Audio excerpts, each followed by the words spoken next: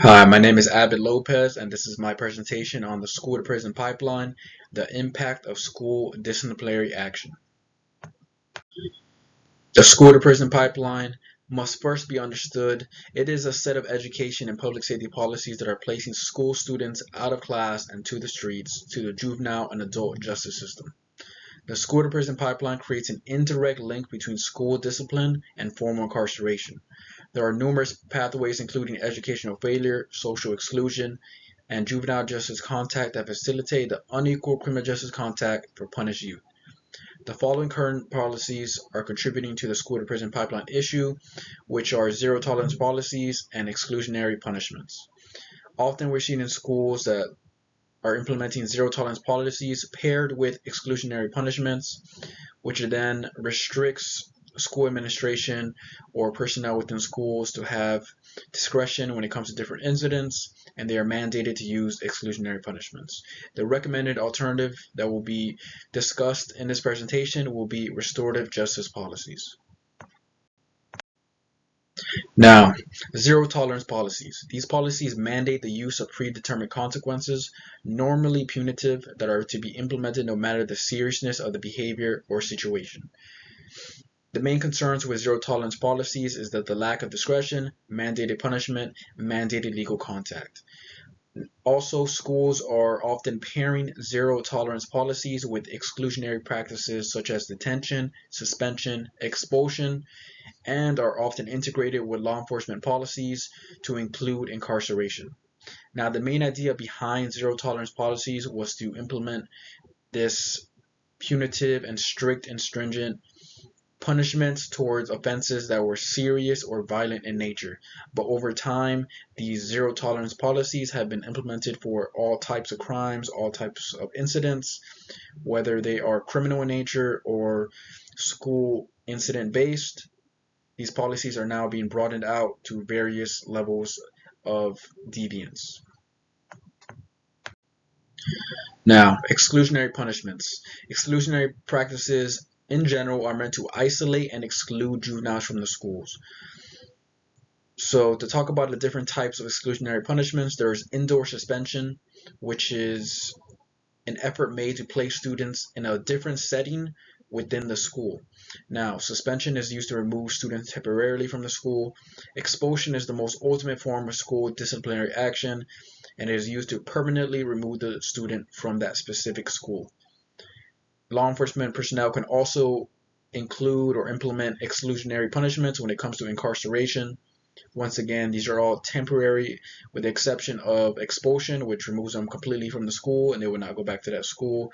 But for the most part, all these exclusionary punishments are temporarily isolating and excluding juveniles from the school, which then later on over time they're able to go back to the school.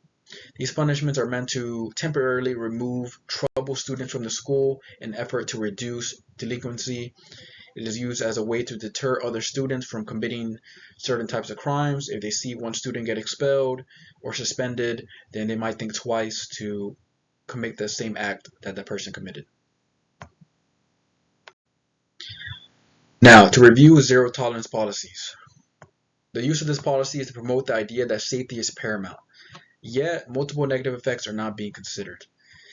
These zero tolerance policies are being used towards offenses such as stealing, fighting, smoking, disruption, or violence. And while it does provide school administration and law enforcement a quick and decisive procedure when it comes to administering punishments, the main problem comes with the increased likelihood that students are formally disciplined for non-serious incidents. This comes with the topic of discretion. The zero tolerance policies remove discretion from school administration and law enforcement personnel as they are now mandated to implement punishments no matter the severity, no matter the age, no matter the situation. These zero tolerance policies are completely guiding the actions of school administration and law enforcement when they can be considered different type of routes, different type of options when you consider the totality of the circumstances. All while there is no evidence that zero tolerance policies have made schools safer or increased academic success. Consider that in the 2011-2012 academic school year in the United States, students lost about 18 million instructional days due to exclusionary discipline policies. As we talked about before, zero tolerance policies are often paired with exclusionary punishments. And these punishments are putting students at a heightened risk for decreased connectivity to schools, increased participation in illegal behavior, poor academic achievement, increased chance to drop out, and eventual placement within formal juvenile justice systems and adult systems.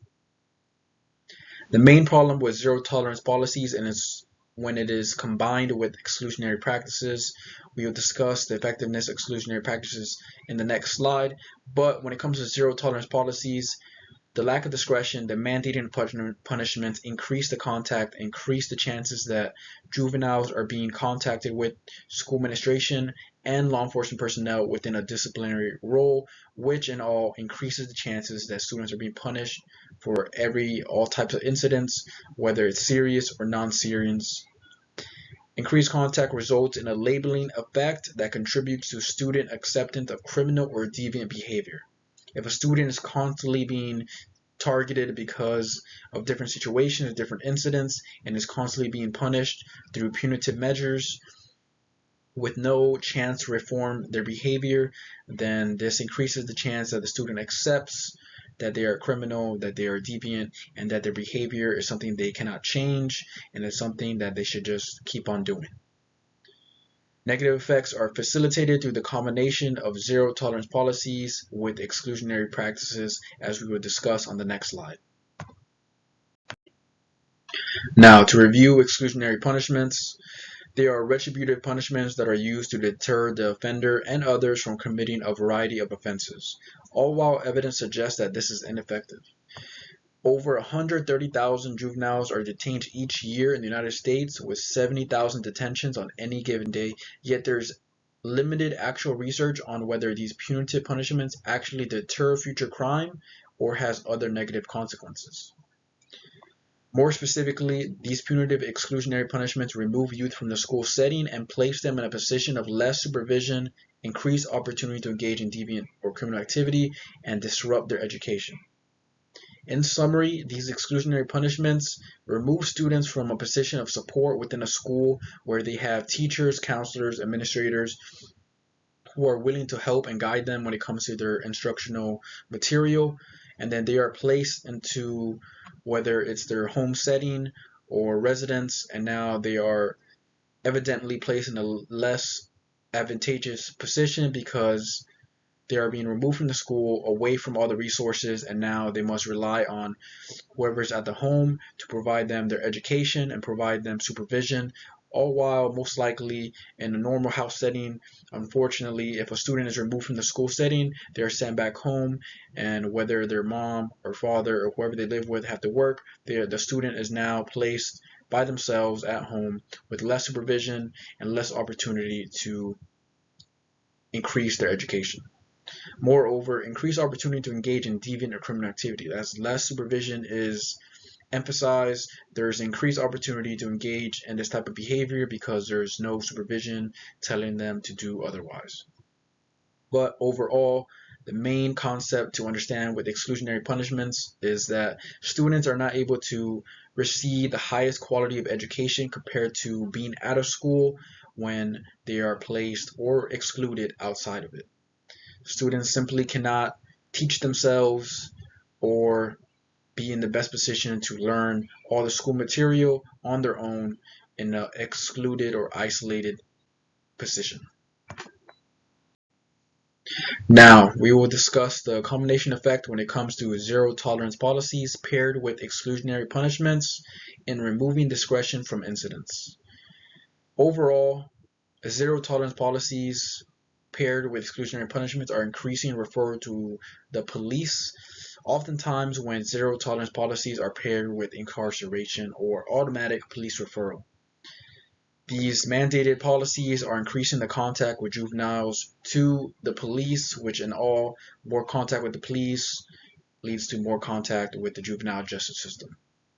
The juvenile incarceration leads to the following negative consequences, which are decreased high school completion, increased incarceration as an adult, interruption in mental and social growth, alcohol and drug dependency. In all, the effects of incarceration have led to multiple long-term consequences and an overall lifelong disadvantage as a result.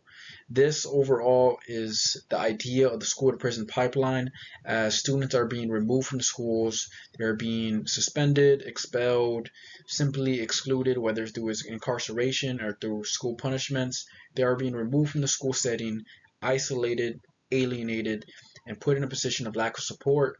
And this lack of support, whether it's lack of supervision, lack of education, lack of ability to be supervised and deterred from committing deviant behavior, this simply decreases the chance that they complete school, increases their chance that in the future they commit more crime and they fall into adult criminal justice systems, and it interrupts their mental and social growth as they're no longer within a school setting where they're able to interact with other school children, with teachers, with counselors, and get the fullest and highest quality of school education and benefits.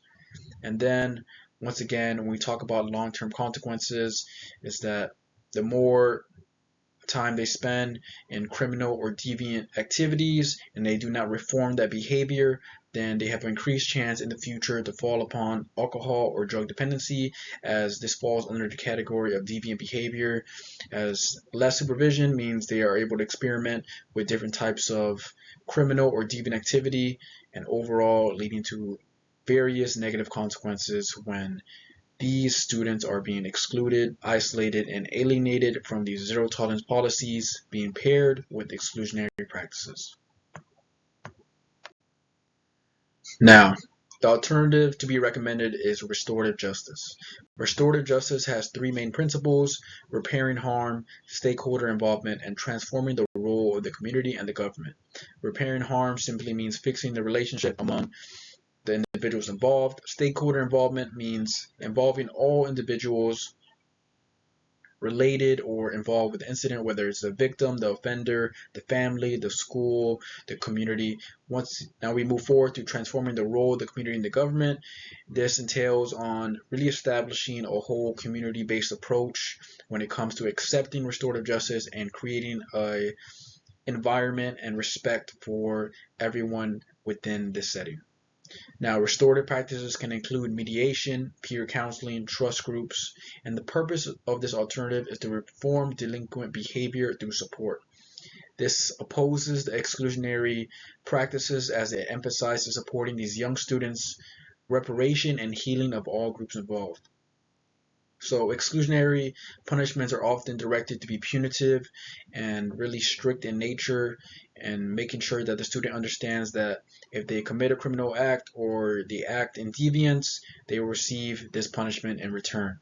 While restorative justice will try to make sure that the student understands what they did wrong, give them tools, guidance on to reform that behavior so that incident never happens again because their behavior is changed. When it comes to exclusionary punishments, they are removed from the school setting, isolated, and they are not put in a position to reform behavior. They may understand what they did is wrong, but the behavior that got them in that situation in the first place is not reformed. It is not helped. It is not guided. The student is isolated and excluded without support. Now, to review restorative justice studies indicate positive result in reducing future delinquency compared to other practices. Restorative practices directly reduce the amount of time students' educations are disrupted.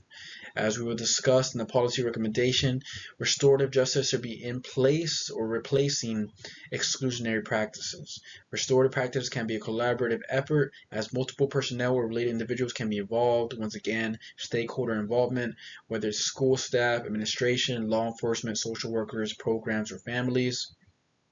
Restorative practices are diverse in dealing with different behavior, such as anger, misconduct, or criminal activity, overall being much more flexible than relying on zero tolerance policies and exclusionary practices. Restorative justice allows for the opportunity for school administration and law enforcement personnel to recommend different options for the circumstances of the child or the student to ensure that they are in the best position to reform the behavior and to not commit whatever behavior or deviant activity, criminal activity that they engaged in.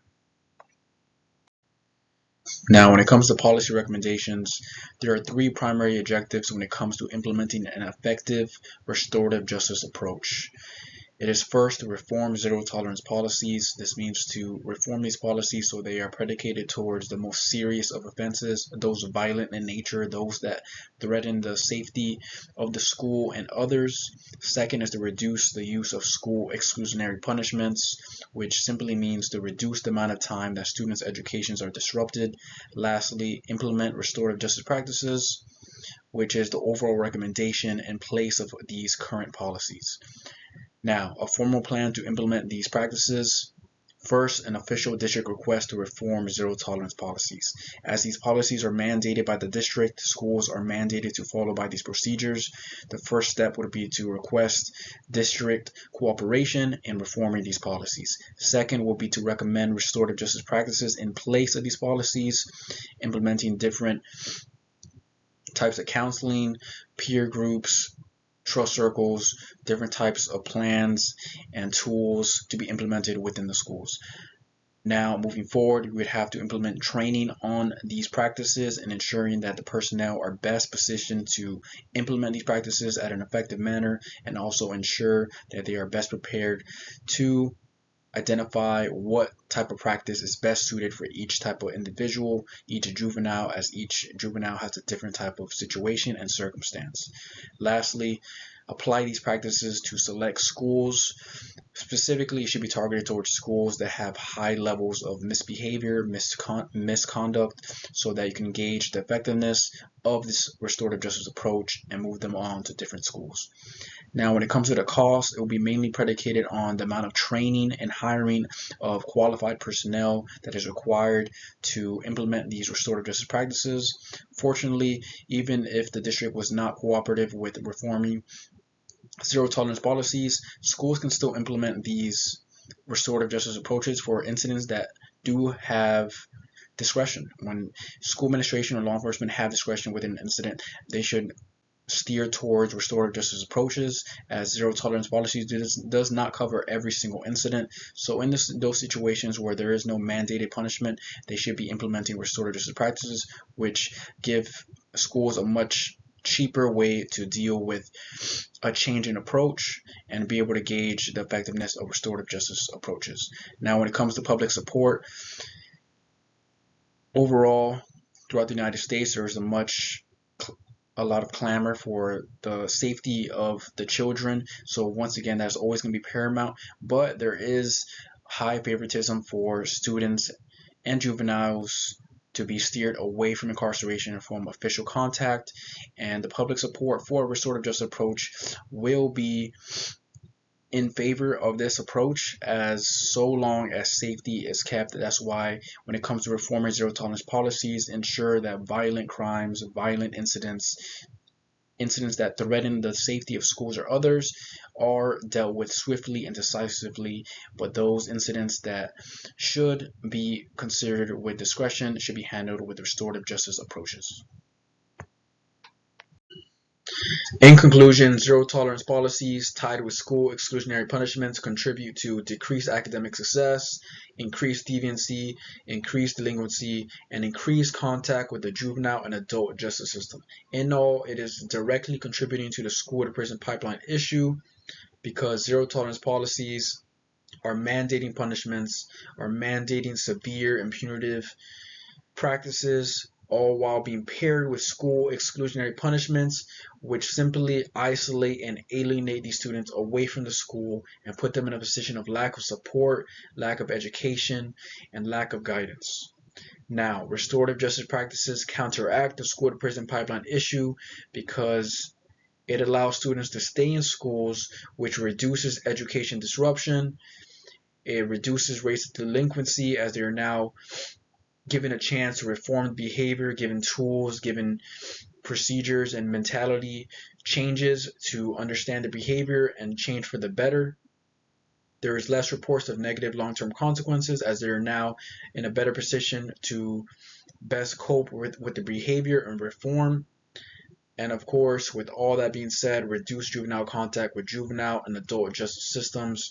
But overall, restorative justice practices are very flexible to be catered to individual students or to be applied to a general school setting, as the idea of respect and connection with the whole community as a whole in a very supporting and engaging manner will now be emphasized throughout the school. Students will now be in a position of support as they will be guided with different tools, resources, programs to be best positioned for success, as now they are no longer being alienated, isolated, and excluded, but they are being supported for the best of their future, and they are now in the best position to change their behavior, learn from the mistakes, and be the best person they can be.